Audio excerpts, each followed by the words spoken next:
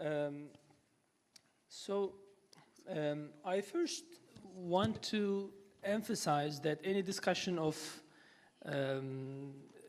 Islamism, or in the lexicon of this forum, political Islam movements, is to re-identify and re-evaluate, rethink, and redelineate the problem space within which we are acting. Meaning, what are the burning questions? What are the conditions under which these movements, these Islamic movements or Islamist movements are operating, and what are the stakes and the questions that they are responding, and with what stakes? I think identifying this, of course, is quite essential, and the previous session, I think, did a great job in elaborating on the contours of these conditions.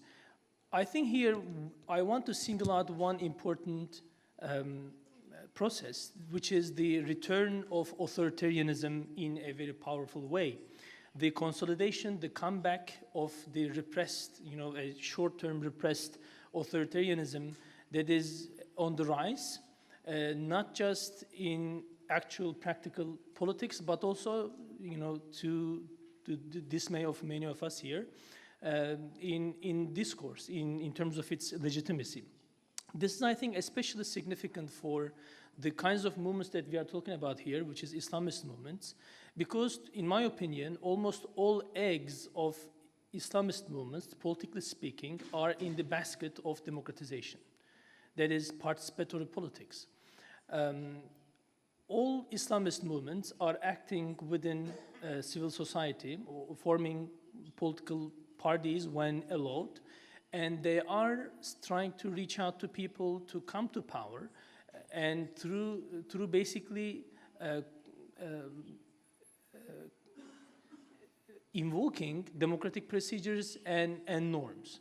So if that is the case, the revived authoritarianism has to be questioned and studied a little bit deeper, in my opinion. We see this, of course, region-wide with the consolidation of Assad's position with Sisi, the Gulf countries, also the decline and besiege of Turkey and Qatar, who are, affiliated, with these movements, the current rulership. Also internationally, we have to keep in mind that democracy lost its good name, also losing its good name in the West. Harvard professors just yesterday published a research talking about the dangers to democracy in the United States under Trump administration. Now, we see a resurgence of authoritarianism in this era, where we also see this twilight of liberal order. Now, I think this is significant in that, if you look at the academic work, the survey studies done by Arab Barometer or Pew Research, you would, consistently find very high rate of support for democracy in the Middle East. The rates would change from country to country, from 80% to 90%, but there was a very solid support for democracy in Arab countries.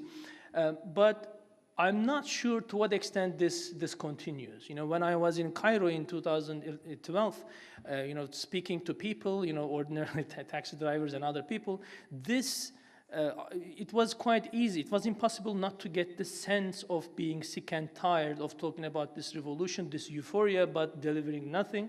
And the idea that democracy came, did not deliver the performance that was expected of it, because democracy was almost like an empty signifier, a placeholder for everything good. So when it doesn't deliver, there's this. I'm not aware of any research conducted. I actually doubt even the authenticity of such research that would be conducted in today's Egypt, for example. But I wonder where this support is going.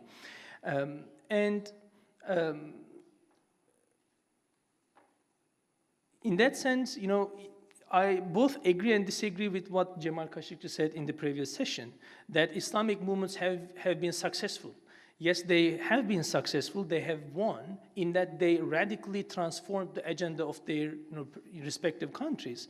But at the same time, they fell victim to their own success. It's almost like a dialectic process where success also engenders the roots of its own failure. So we have to see where, I agree very much with Tarık Az-Zumur's points that we have to see where it failed. Islamism no longer seems to be having the status of hope that it had prior to Bouazizi. So I think there has been a lot of tarnishing of the reputation of Islamism in the Middle East, in the Arab world, especially Arab Spring region, that we have to take into consideration. Now, in a few minutes, what I want to suggest is that I think Islamist movements, Islamist political parties have to develop a kind of something like a hegemonic project that would, stitch together, that would knit all together the different political interests and views in a coalition to fight the military dictatorships, the authoritarian regimes that they had. For that, they have to develop a platform that would encompass the critical mass to do it, which means they cannot be just sectional. They cannot just be one fringe marginal group, which means they have to reach out to masses. They have to transform their platforms in a way that speaks to the masses. If there is anything that there is one big lesson that comes out of the AK Party experience, I think it is that it transformed itself into a kind of catch-all party that was able to garner political support to transform the system. And it comes with its own costs, but I think this is one way to go. And finally, I think, a couple of speakers alluded to this. There is a dire need for transformation of the Islamist discourse.